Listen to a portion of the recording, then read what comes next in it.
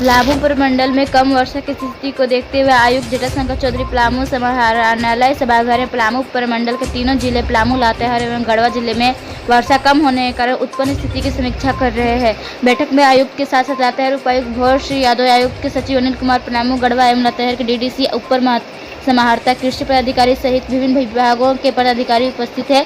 आयुक्त ने पानी, जल संचयन एवं कृषि कार्य को फोकस कर विशेष कार्य करने पर बल दिया है। आयुक्त ने विभिन्न विभागों द्वारा चल रही योजनाओं को कम वर्षा की स्थिति को ध्यान में रखते हुए सक्रियता से कार्य करने का निर्देश दिया। उन्होंने जल संचयन में विशेष कार्य करने का निर्देश दिया। उन्होंने सभी प्रखंडों में वर्षा मापक केंद्र को क्रियाशील करते हुए वर्षा के सही माप करते हुए रिपोर्ट भेजने का निर्देश दिया। जिन प्रखंडों में वर्षा मापक यंत्र नहीं लगे हैं वहां लगवाने का निर्देश दिया। जल संचयन के लिए बोरा बांध का सहारा लेने की सलाह दी और तालाब के किनारे के खेतों में लगे फसलों की सिंचाई करने का निर्देश दिया। केसीसी की नियमित समीक्षा करने, बीटीएम एटीएम का मूवमेंट प्लान बनाकर किसानों के संपर्क में रखकर उन्हें जागरूक करने का निर्देश दिया। कम वर्षा के कारण उत्पन्न स्थिति को देखते हुए वैकल्पिक रूप से कृषि बीज की उपलब्धता के लिए अपनी मांग कृषि निदेशालय को भेजने का निर्देश दिया। जिला स्तरीय कृषि टास्क फोर्स की नियमित बैठक करने का निर्देश दिया। हुई है और खास करके पलामू प्रमंडल के जो जिले हैं वहाँ पे अभी जो जून और जुलाई की वर्षा जो है वो कम देखी गई है। अगस्त में हो सकता है कि फिर वो इम्प्रूव करे या स्थिति यदि कंटिन्यू करेगी तो फिर इससे जो कृषि कार्य है उस पर प्रतिकूल असर पड़ेगा। उसके लिए हमारा जो तीनों जिला है उसका जिला प्रशासन मुस्तैद है और 14 जुलाई के बाद ही मैंने जब डायरेक्शन दिया था उसके बाद लगातार जिला स्तर पर कृषि टास्क फोर्स की बैठक प्रत्येक उपायुक्त कर रहे हैं और जो सिचुएशन है उसको क्लोजली मॉनिटर कर रहे हैं।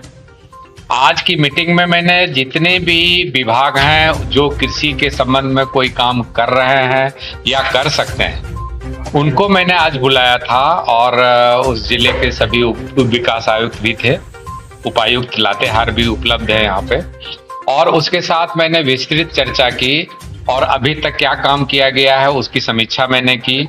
उनको दिशा निर्देश दिया गया है कि वो वर्षा की स्थिति हो, चाहे बीज वितरण हो, चाहे फसल स्थिति हो, चाहे रोजगार के लिए जो कृषि के क्षेत्र में मनरेगा से काम कराए जाने हो, रोजगार बढ़ाने के लिए काम कराए जाने हो।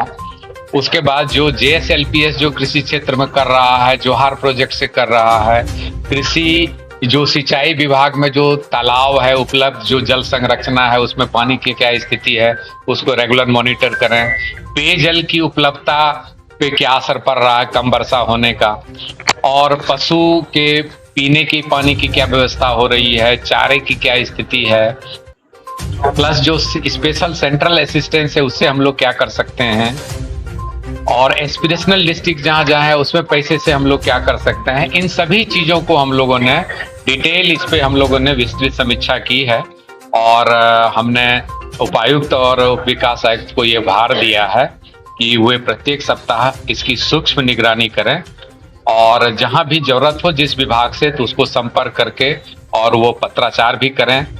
कृषि ऋण और जो कृषि सेक्टर में बैंकों को काम करना है, यदि कोई बैंक शिथिलता बरतती है तो उस पर कार्रवाई के लिए संबंधित मान लीजिए कि फॉर्म पे उसको चिट्ठी लिखें। अभी मैंने कहा है कि जो कृषि क्षेत्र में काम करने वाले हैं उनको छुट्टियां कम से कम अलाउ करें विशेष परिस्थिति में ही, और सभी को काम पे लगाएं। इवन जनसेवक जो है उनको भी कृषि से जोड़ा जाए, उसको भी काम करना है। आत्मा को एक्टिवेट करें, JSLPS से कन्वर्जेंस कराएं, उसको सबों को कृषि के कार्य में लगाना है और किसान की मदद के लिए जो कि हमारे अन्नदाता हैं उनकी मदद के लिए हम